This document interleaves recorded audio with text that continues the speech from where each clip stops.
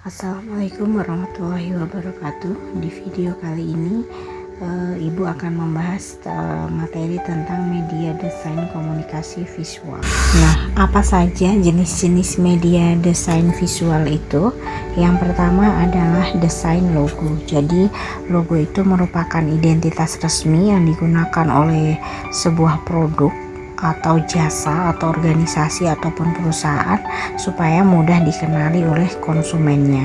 Nah, dalam logo itu penting untuk melihat harapan dan keinginan dari pemilik usaha ataupun pihak stakeholder. Jadi maksudnya di sini adalah logo itu mencerminkan suatu perusahaan itu. Jadi mewakili harapan, tujuan dari suatu perusahaan atau jasa yang diwakili oleh sebuah logo. Kemudian yang kedua yaitu desain logo dan stationery atau kartu nama dan kop surat. Nah, ini biasanya sering digunakan di perusahaan-perusahaan kartu namanya gitu ya. Kemudian amplop-amplop pengiriman surat seperti itu biasanya menggunakan sebuah logo. Kemudian yang ketiga yaitu desain karakter atau maskot. Nah, desain karakter atau maskot ini sering digunakan untuk menciptakan personifikasi sebuah merek atau identitas perusahaan. Jadi biasanya dalam event itu desain maskot paling banyak digunakan. Misalkan event Asian Games ataupun Piala Dunia gitu ya, yang sering kita jumpai atau yang biasa kita kenal. Kemudian yang selanjutnya yaitu desain souvenir dan merchandise. Nah, souvenir ini adalah produk yang diperjualbelikan dalam sebuah event atau tempat tertentu yang gunanya apa? Untuk memberikan sebuah kenangan terhadap konsumen. Jadi misalkan ada event Piala Dunia. Nah, maka di situ banyak dijual souvenir atau merchandise tentang Piala Dunia. Yang artinya apa? Piala Dunia diadakan berapa tahun sekali, maka itu merupakan kenangan tersendiri bagi orang yang membelinya. Seperti itu. Kemudian yang selanjutnya yaitu desain kartu dan undangan. Nah, ini penting banget yang sering kita jumpai di masyarakat atau di lingkungan kita, yaitu tentang undangan gitu ya. Misalnya undangan pernikahan, undangan ulang tahun dan lain sebagainya.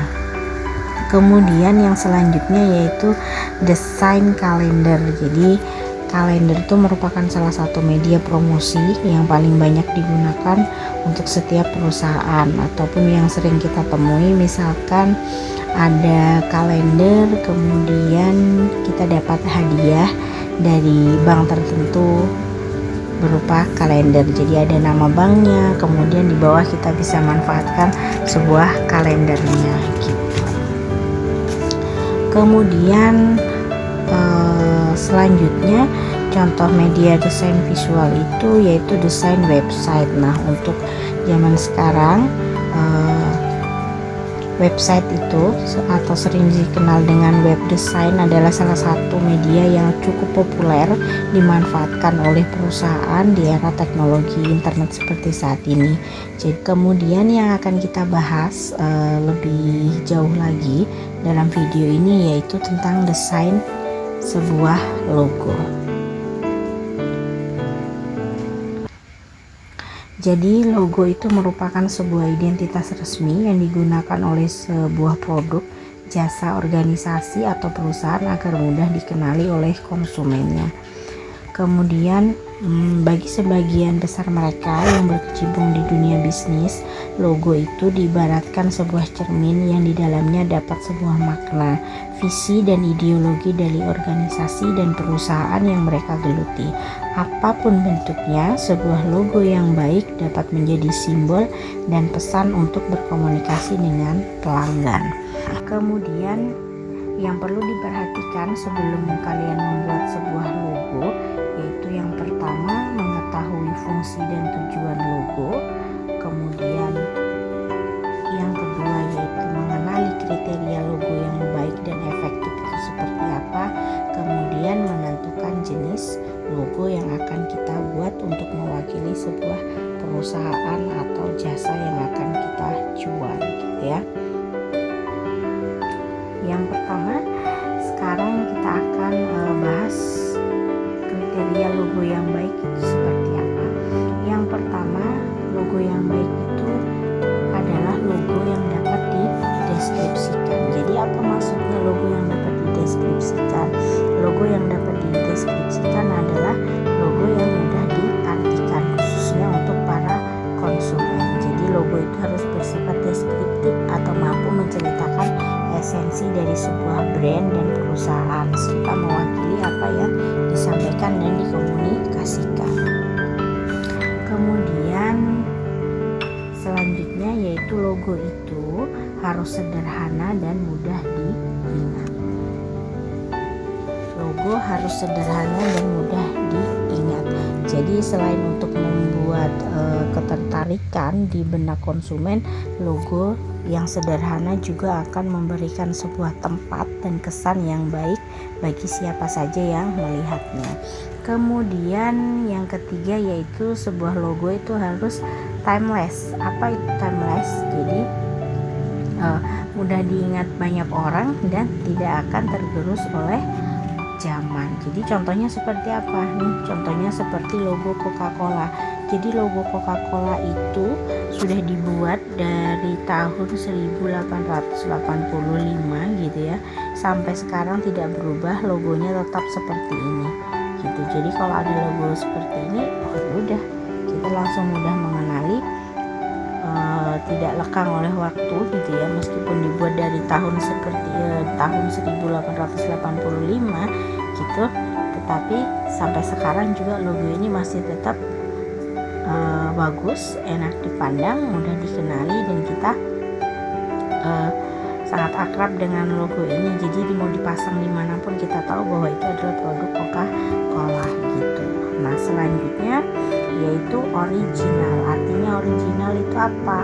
Original adalah logo yang kita buat adalah logo asli, menggambarkan perusahaan atau jasa yang kita buat. Jadi tidak mencontek atau tidak plagiat terhadap logo orang lain, sehingga kalau orang lain melihat logo kita itu tidak terbayangkan oleh perusahaan lain. Misalkan ibu kasih contoh seperti ini, ketika ada logo seperti ini, buah apel kemudian seperti digigit di sini, maka kita sudah langsung tahu bahwa ini adalah Apple, logo Apple gitu ya. Nanti ketika ada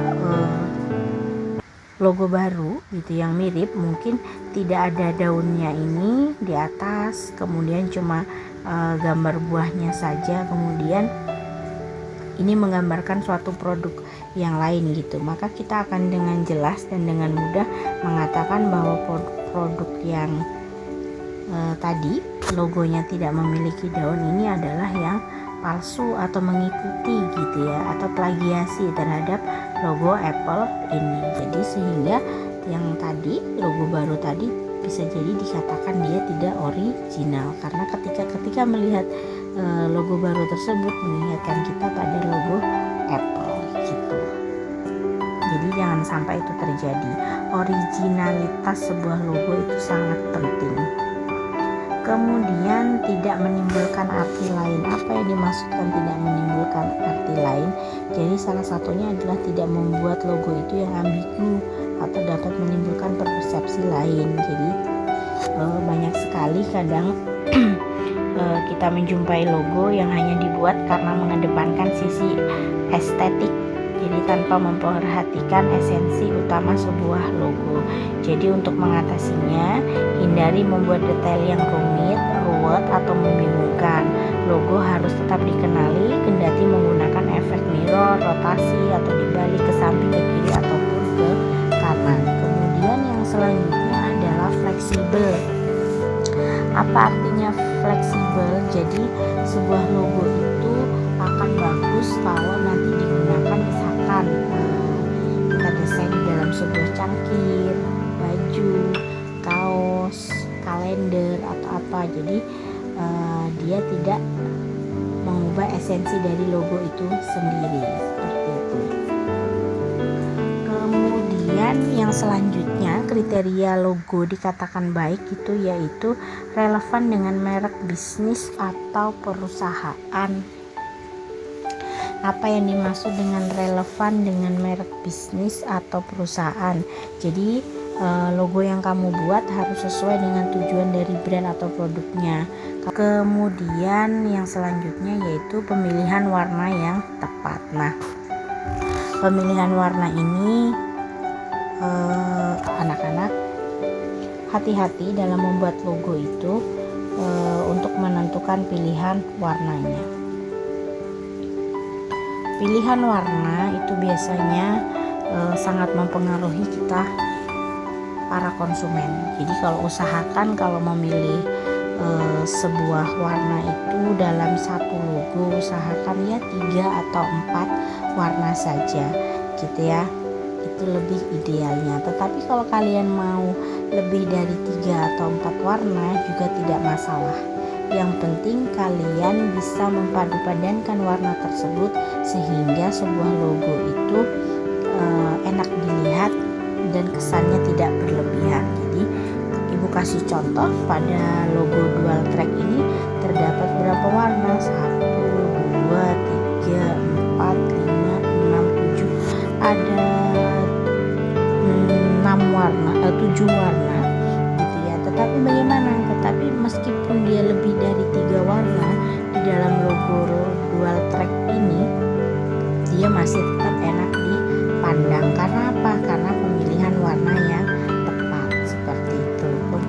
Kita akan menentukan jenis logo yang akan kita buat, logo seperti apa yang sesuai dengan karakter dan tujuan dari perusahaan atau produk yang kita buat. Yang pertama, jenis logo yang pertama yaitu wordmark. Wordmark itu jenis logo yang langsung fokus pada nama brand atau perusahaan. Jadi logo ini biasanya berupa tulisan dan sangat efektif jika nama perusahaannya ringkas dan tidak terlalu panjang. Karena fokus logo ini terletak pada nama bisnis dan perusahaanmu, maka gunakan font yang sesuai dengan karakter. Misalnya untuk logo merek fashion, umumnya menggunakan font yang elegan, clean, dan juga berkelas. Ibu kasih contoh jenis logo yang termasuk wordmark seperti apa yang sudah ada di kita temui di sehari-hari seperti ini. Nih langsung dituliskan saja mereknya, Google, Sharp, L'Oreal, Logitech, dan lain sebagainya, Panasonic gitu ya. Nah ini langsung dituliskan saja mereknya. Maka jenis-jenis logo seperti ini adalah jenis logo apa? Wordmark seperti itu. Selanjutnya jenis logo lettermark, jadi menggunakan inisial dari brand dan perusahaan dengan hanya menggunakan 2 sampai dengan 4 huruf. Orang-orang bisa langsung mengenali dengan mudah logo dan merek tersebut. Esensi dari logo ini adalah kesederhanaan. Jika kamu berniat untuk membuat logo jenis ini, kamu juga harus memperhatikan jenis font yang akan digunakan. Contohnya seperti apa? Contohnya adalah seperti ini, CNN, LV, HP, kemudian PNG. Seperti ini adalah contoh-contoh sebuah logo yang jenisnya adalah lettermark atau logo monogram. Selanjutnya jenis logo yaitu pictorial mark atau logo simbol. Jadi berbasis foto atau grafis. Jenis logo ini juga biasa disebut dengan istilah simbol. Jadi kalau mau membuat logo seperti ini, kalian harus memikirkan gambar dan bentuk apa yang kiranya bisa sesuai untuk menggambarkan sebuah perusahaan atau produk atau merek ataupun jasa yang akan kalian buat. Jadi ini contohnya logo Twitter, Starbucks, Pepsi, Nike gitu ya, McD. Berikutnya jenis logo ada apa lagi? yaitu karakter atau maskot seperti tadi yang sudah kita bahas. Jadi umumnya jenis logo maskot memiliki unsur warna-warni yang terkesan playful. Logo jenis ini cara yang baik untuk menciptakan karakter atau merek bisnis. Maskot akan dianggap sebagai juru bicara atau duta bagi brand dan perusahaanmu. Sangat cocok untuk perusahaan yang menginginkan atmosfer tersendiri bagi keluarga, terutama anak-anak. Kenapa seperti itu? Karena biasanya dia terkesan playful gitu. Jadi bagus untuk keluarga ataupun anak-anak. Contohnya seperti apa? Contohnya seperti ini, Mister Masker, Hello Kitty, KFC gitu ya, dan seterusnya. Kemudian jenis logo yang selanjutnya adalah logo kombinasi. Nah, jadi penggabungan antara watermark, lettermark dengan simbol abstrak atau maskot. Gambar dan teks bisa disatukan, ditumpuk atau terintegrasi satu sama lain untuk menciptakan sebuah logo. Dengan menggunakan jenis logo ini, konsumen akan dengan mudah mengenali merek bisnismu karena perpaduan merek yang ada. Contohnya seperti ini. Bluetooth, ada gambar Bluetooth-nya, ada tulisan Bluetooth-nya. Kemudian di sini Microsoft, ada logonya ini, ada tulisannya Microsoft, jadi perpaduan. Kemudian ada Puma, gambar hewannya, kemudian ada tulisan Pumanya. Baskin Robin, di sini ada BR, kemudian di sini Baskin Robin tulisannya. Nah, sama dengan logo kita, logo dual track kita ini apa? Perpaduan apa? Dia termasuk logo apa? Ini termasuk logo kombinasi karena ada perpaduan antara apa? Antara simbol atau maskot atau penggabungan antara watermark dan lettermark. Selanjutnya logo emblem atau lambang. Jadi sebuah logo lambang atau emblem merupakan perpaduan antara huruf yang berada di dalam simbol atau ikon lencana, segel dan inti dari lambang tersebut. Logo ini mempunyai visual yang lebih mencolok bila dibandingkan dengan logo lain pada umumnya, sehingga sering digunakan untuk sekolah, organisasi, lambang pemerintah dan industri ataupun bahkan juga otomotif. Contohnya seperti apa? Contohnya seperti ini. Oke, untuk logo BMW mobil gitu ya, bakery.